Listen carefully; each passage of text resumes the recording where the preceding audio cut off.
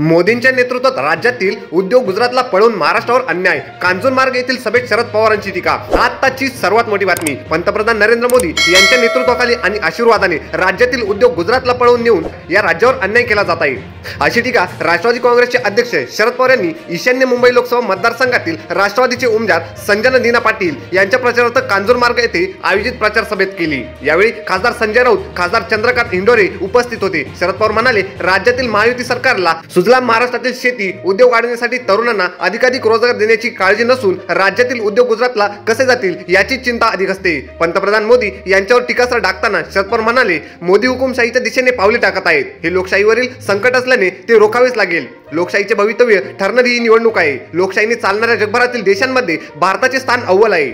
ही लोकशाही संकटात गेल्यास जगातील लोकशाही धोक्यात येऊ शकते. म्हणूनच अमेरिकेसह जगातील अनेक लोकशाहीवादींना देशांना भारतातील लोकशाहीचे काय होते याची उत्सुकता आणि चिंता लागली आहे. त्यांचे या निवडणुकीतील लक्ष लागले आहे. शरद पवार म्हणाले, आजवरच्या सर्वच पंतप्रधानांनी लोकशाही टिकली पाहिजे, लोकांचे प्रश्न सुटले पाहिजे अशी भूमिका घेतली पाहिजे. मात्र मोदींना गेल्या 10 वर्ष त्यांच्या विरुद्ध कारभार केला. लोकांना दिलेली आश्वासनं पूर्ण केली नाहीत. महागाईने नियंत्रणात ठेवली नाही. दरवर्षी 2 कोटी रोजगार देण्याची ग्वाही दिली, पण आज देशात बेरोजगारीचे प्रमाण 87% आहे. याचा अर्थ मोदी सांगतात एक आणि एक करतात, दिलेला शब्द कधीच पाळत नाही असा आरोप पवारांनी केला. महायुती सरकारला फटकारताना शरद पवार म्हणाले, महाराष्ट्र आणि गुजरात या दोन्ही राज्यांची निर्मिती एकाच वेळी झाली असली तरी देखील सर्व मुख्यमंत्र्यांनी राज्यहिताला प्राधान्य देऊन शेती, उद्योग आणि सर्वच क्षेत्रात राज्याचा नावलौकिक वाढवला.